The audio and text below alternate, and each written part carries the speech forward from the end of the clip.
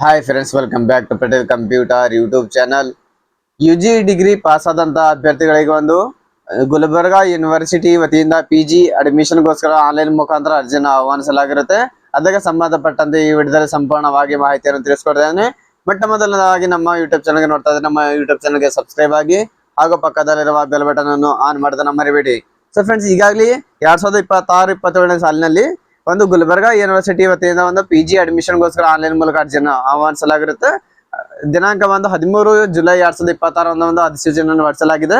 ಅದಕ್ಕೆ ಸಂಬಂಧಪಟ್ಟಂತೆ ಯಾವ ಕೋರ್ಸ್ಗಳು ಇರ್ತವೆ, PG ಡಿಪ್ಲೊಮಾ ಅಥವಾ PG ದಲ್ಲಿ ಯಾವ ಡಿಗ್ರಿಯನ್ನು ಮಾಡ್ಕೋಬಹುದು ಅಂತಂದ್ರೆ, ಇಲ್ಲಿ MA ದಲ್ಲಿ ಕನ್ನಡ ಜಾನಪದ ಅಂತ ಇರುತ್ತೆ, ಇಂಗ್ಲಿಷ್ ಇರುತ್ತೆ, ಹಿಂದಿ ಮರಾಠಿ ಇರುತ್ತೆ.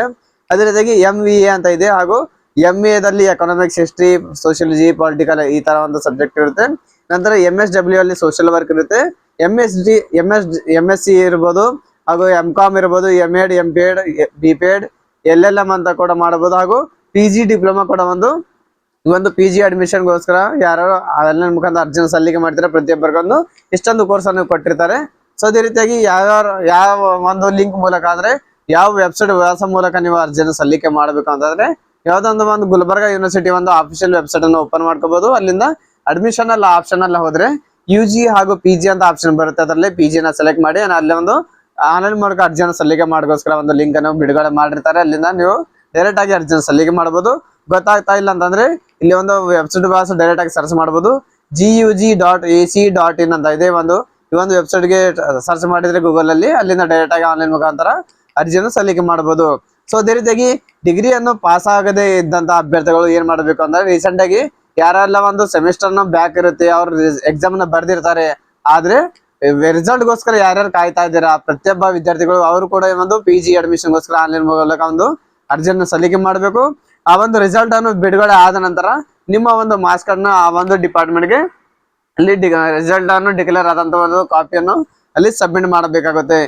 ಏನಾದ್ರೂ ನಿಮ್ಮ ಒಂದು ರಿಸಲ್ಟ್ ಅನ್ನು ಬಿಡುಗಡೆ ಆದಾಗ ನೀವೇನಾದ್ರೂ ಫೇಲ್ ಆದ್ರೆ ಒಂದು PG ಅಡ್ಮಿಷನ್ ಆಗದಂತ ಅಪ್ಲಿಕೇಶನ್ ರಿಜೆಕ್ಟ್ ಆಗುತ್ತೆ.